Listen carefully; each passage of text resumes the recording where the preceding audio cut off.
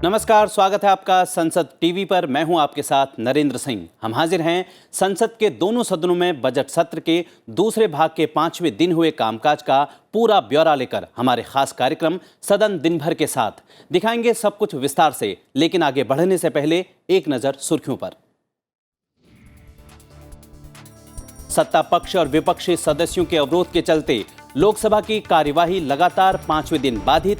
लोकसभा अध्यक्ष ने अवरोध पैदा कर रहे सदस्यों से सदन चलने देने का किया आग्रह। कहा, सदन में व्यवस्था बहाल होने पर सभी को मिलेगा बोलने का मौका।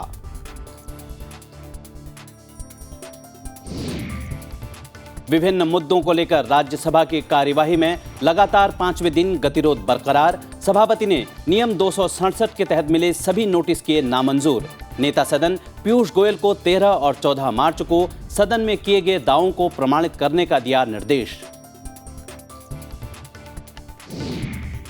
और जन विश्वास उपबंधों का संशोधन विधेयक 2022 संबंधी संयुक्त संसदीय समिति की रिपोर्ट राज्यसभा में पेश। अधीनस्थ विधान संबंधी समिति और गृह कार्य संबंधी संसदीय स्थायी समिति की प्रतिवेदन भी पेश।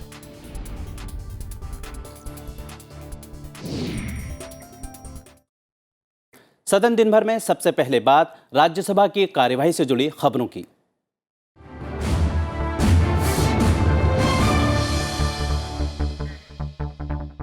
भारतीय संसद और लोकतंत्र के बारे में कांग्रेस सांसद राहुल गांधी की ओर से लंदन में की गई टिप्पणी समेत विभिन्न मुद्दों को लेकर राज्यसभा में लगातार 5वें दिन भी गतिरोध देखने को मिला। इस वजह से उच्च सदन की कार्यवाही दिन भर के लिए स्थगित करनी पड़ी।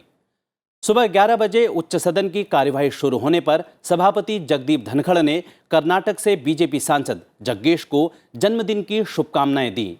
उच्च सदन में दिवंगत पूर्व सदस्य कर्णेंदु भट्टाचार्य को श्रद्धांजलि भी दी गई। इसके बाद विभिन्न मंत्रालयों और विभागों से संबंधित महत्वपूर्ण पत्र और संसदीय समितियों के प्रतिवेदन सभापटल पर रखे गए। संसदीय कार्य राज्य मंत्री वी मुरलीधरन ने अगले सप्ताह होने वाले सरकारी कार्य के संबंध में बयान दिया। सदन ने राष्ट्रीय पटसन बोर्ड के लिए एक सदस्य के निर्वाचन के प्रस्ताव को भी मंजूरी दी। इस प्रस्ताव पर सदन की सहमति लेने के दौरान नेता प्रतिपक्ष की टिप्पणी पर सभापति ने कहा कि वो नेता प्रतिपक्ष और नेता सदन से सदन को व्यवस्थित रखने की अपील करेंगे। Honorable Leader of the Opposition, I look at you because of your importance, not because of what I'm saying. I will continue to look at you and the Leader of the House and plead with you to keep the House in order. So whenever I look at you, it is with positivity and it is with great expectation that highest parliamentary standards will emanate. इसके बाद सभापति ने बताया कि अडानी समूह से संबंधित विभिन्न मुद्दों पर सदस्यों ने नियम 267 के तहत 11 नोटिस दिए हैं और सभी नोटिस को ध्यान से पढ़ने के बाद किसी भी नोटिस को स्वीकार नहीं किया गया। Honorable members, I have received today 11 notices under Rule 267. Shri Neeraj Dangi, Shri Akhilesh Prasad Singh, Shri Kumar Ketkar, Shri Syed Nasir Hussain, Dr. Ami Yaznik, Shri Santosh Kumar P. They have raised the issue to discuss the government failure to constitute a joint parliamentary committee to investigate the charges of corporate fraud, political corruption, stock market manipulation, and financial mismanagement against the Adani Group. Just bear patience. I would expect not to be so ad hoc. Shrimati Ranjit Ranjan, Shri K.C. Venugopal, Shri Sanjay Singh, Shri Pramod Tiwari, they have raised the issue to discuss the government's questionable role in promoting business interests of Adani Group of companies. Shri Allama Ram Karim has raised the demand to discuss the Hindenburg report on Messrs. Adani Enterprises and other companies of his group, which has put in danger people's deposit in LIC, SBI and other banks. Honorable members, when I get a notice, I go through all the notices and then put them in category. So bear with me. A notice was received from Ms. J.B. Mathur. The notice was received beyond the stipulated time, and therefore it has not been considered. After carefully going through the issue, the notices I find cannot be allowed. सभापति के कहने पर विपक्षी सदस्यों ने अवरोध शुरू कर दिया। इसी दौरान सत्ता पक्ष के सदस्य भी राहुल गांधी से उनकी लंदन में की गई टिप्पणी को लेकर माफी की मांग करने लगे। इस बीच सभापति ने नेता सदन पीयूष गोयल को 13 और 14 मार्च को सदन में किए गए दावों को प्रमाणित करने का निर्देश दिया, लेकिन सदन में अवरोध जारी रहा और कार्यवाही दिन भर के लिए स्थगित करनी पड़ी।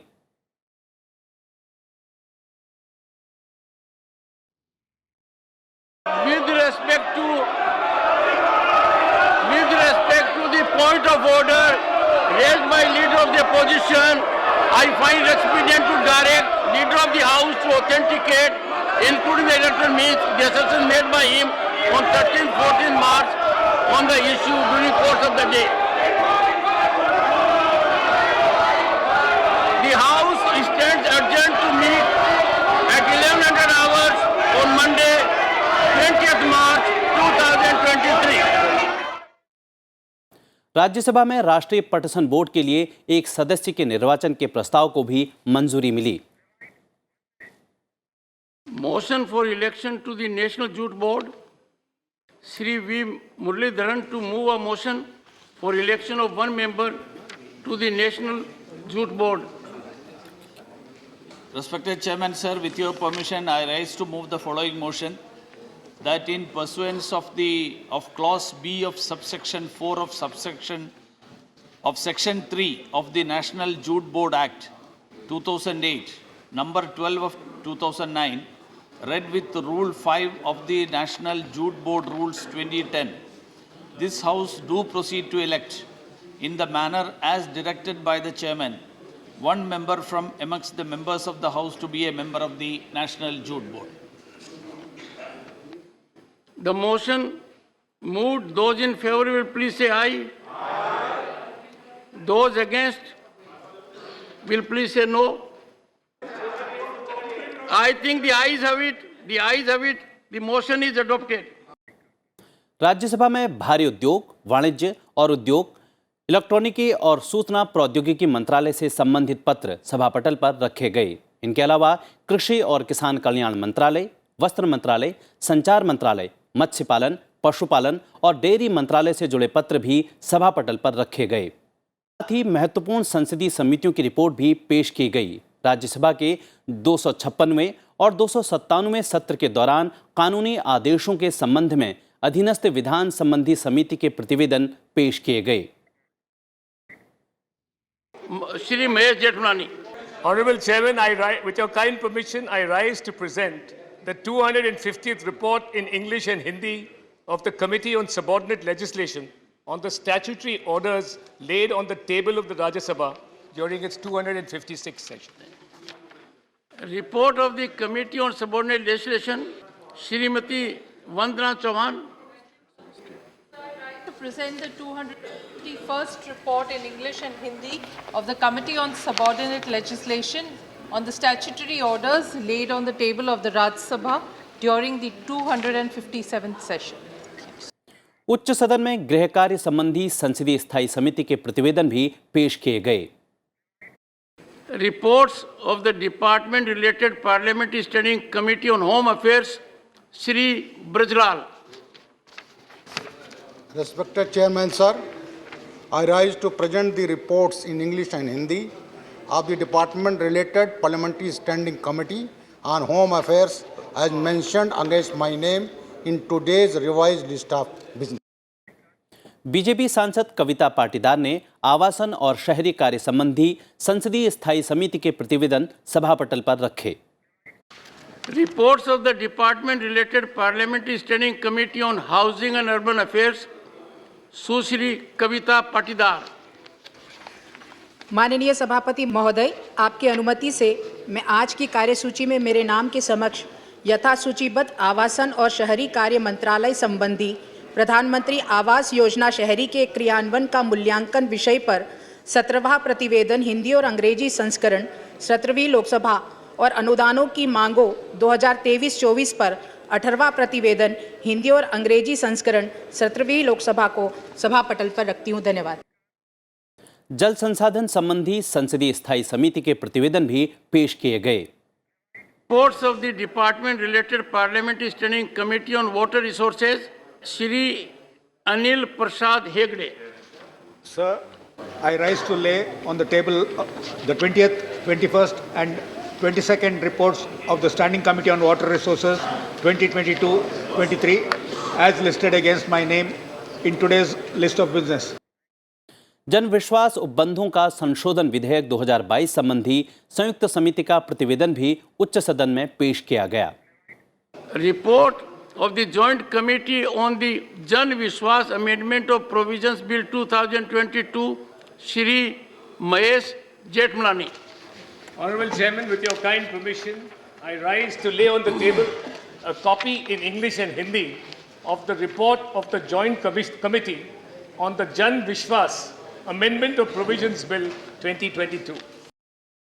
भारी उद्योग राज्य मंत्री कृष्णपाल और वाणिज्य और उद्योग राज्य मंत्री अनुप्रिया सिंह पटेल ने अपने अपने मंत्रालयों से संबंधित बयान सदन के पटल पर रखे। Statements by ministers, Shri Krishnapal. आदरणीय सभापति महोदय, मैं आपकी अनुमति से आज की संशोधित कार्यसूची में मेरे नाम के सामने उल्लिखित भारी उद्योग मंत्रालय से संबंधित संसदीय स्थायी समिति के 313वें प्रतिवेदन में अंतर्विष्ट सिफारिशों के कार्यान्वयन से संबंधित वक्तव्य सदन के पटल पर रखता हूं। Shrimati Anupriya Singh Patel.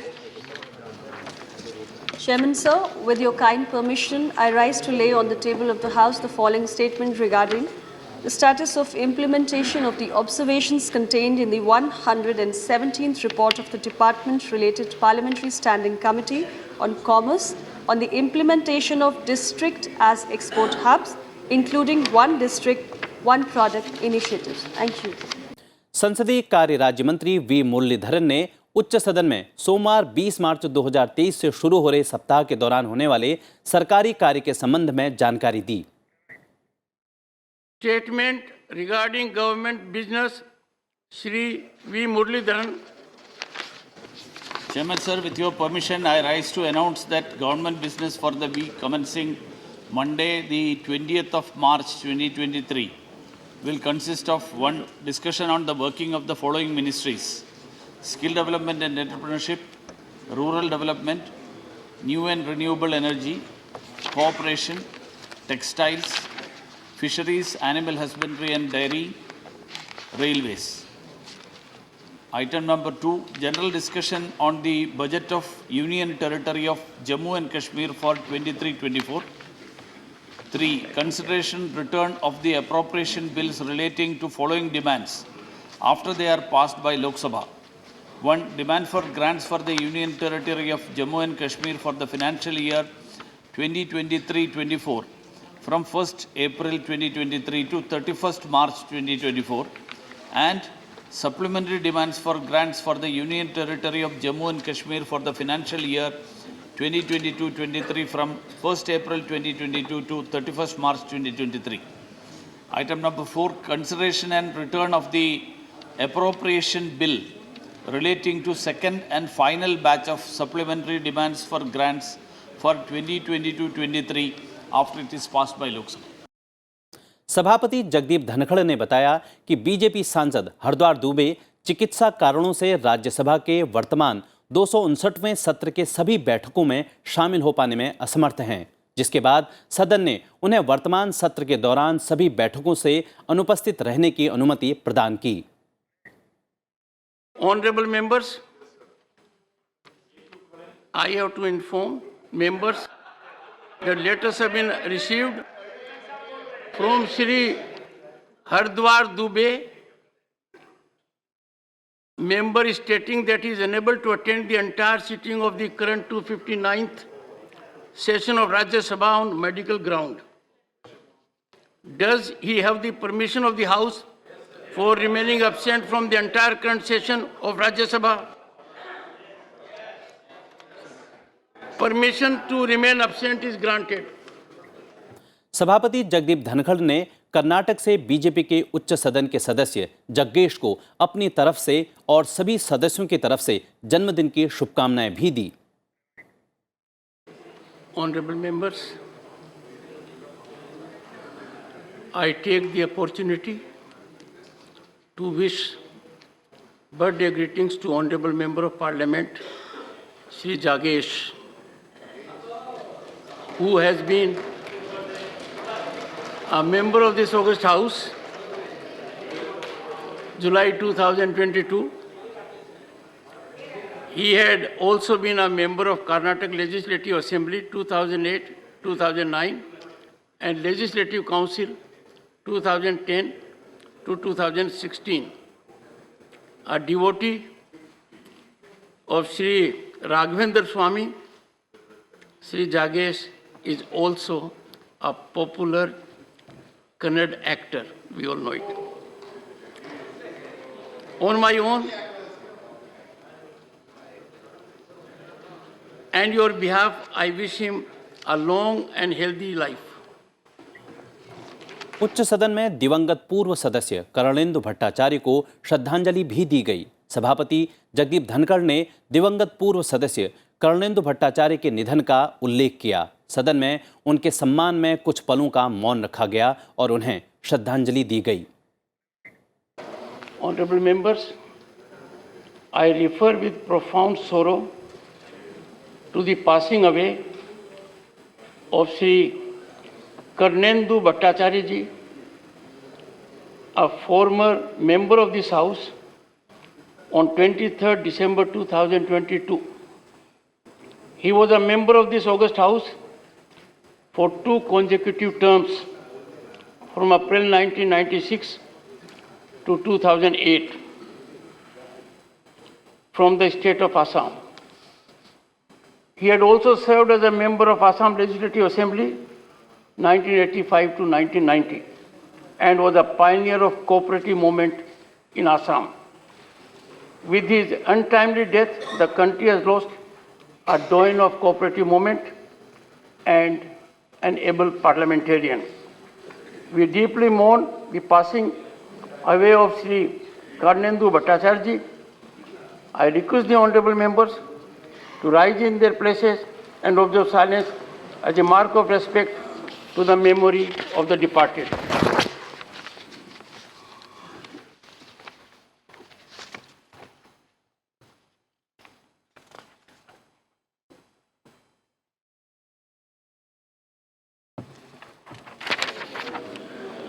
Secretary General will convey to the members of the bereaved family our sense of profound sorrow and deep sympathy. कार्यक्रम में रुकते हैं एक छोटे से ब्रेक के लिए। ब्रेक के बाद देखिए लोकसभा की कार्यवाही का ब्यौरा।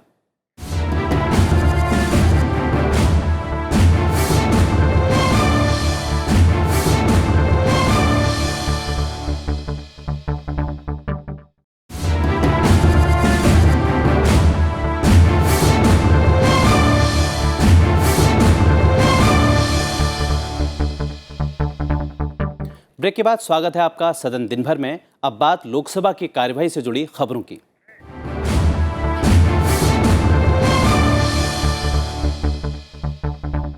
संसद के बजट सत्र के दूसरे भाग का पहला हफ्ता अवरोध की भेंट चढ़ गया। अडानी समूह के मामले पर जेपीसी गठित करने की मांग पर विपक्ष के अवरोध और कांग्रेस सांसद राहुल गांधी के हाल ही में लंदन में दिए गए बयान पर उनसे माफी की मांग पर सत्ता पक्ष के अड़े रहने के कारण शुक्रवार को भी लोकसभा में गतिरोध जारी रहा। सुबह 11 बजे सदन की बैठक शुरू होने पर लोकसभा अध्यक्ष ओम बिरला ने प्रश्नकाल चलाने का निर्देश दिया और प्रश्न पूछने के लिए कांग्रेस सदस्य मनीष तिवारी का नाम पुकारा। इस बीच कांग्रेस और कुछ अन्य विपक्षी दलों के सदस्य आसन के समीप आकर अडानी समूह से जुड़े मामले की संयुक्त संसदीय समिति से जांच की मांग करने लगे। उधर सत्ता पक्ष के सदस्य भी अपने स्थानों पर खड़े होकर विदेश में राहुल गांधी के भारतीय लोकतंत्र को लेकर दिए गए बयान पर उनसे माफी की मांग करने लगे।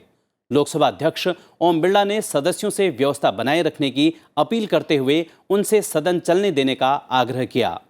उन्होंने कहा कि सदन में व्यवस्था बनेगी तब वे सभी को बोलने का मौका देंगे, लेकिन लोकसभा अध्यक्ष की बार बार अपील के बावजूद जब अवरोध नहीं थमा तो उन्होंने सदन की कार्यवाही दिन भर के लिए स्थगित कर दी।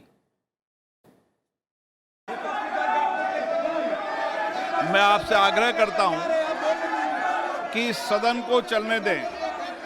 आपको नारेबाजी करने नहीं भेजा सदन में, देश की जनता देख रही है, इसलिए मेरा आपसे आग्रह है सदन को चलने दें। हाउस ऑर्डर में आएगा, मैं सबको बोलने का मौका दूंगा। हाउस ऑर्डर में आएगा, सबको बोलने का मौका दूंगा, लेकिन इस तरीके से बिना हाउस ऑर्डर के आप खड़े रहेंगे, बोलने का मौका नहीं देंगे। हाउस ऑर्डर में आएंगे, सबको बोलेगा। नहीं, सदन नहीं चलाना चाहते आप, हाउस ऑर्डर में आएगा, माननीय सदस्य सबको मौका देंगे, लेकिन हाउस ऑर्डर में आना चाहिए। आप नहीं चलाना चाहते। सदन की कार्रवाई सोमवार दिनांक 20 मार्च 2023 को 11 बजे तक के लिए स्थगित की जाती है। सदन दिन भर में आज के लिए बस इतना ही। मुझे दीजिए इजाजत। देश और दुनिया से जुड़ी तमाम खबरों के लिए आप देखते रहिए संसद टीवी। नमस्कार।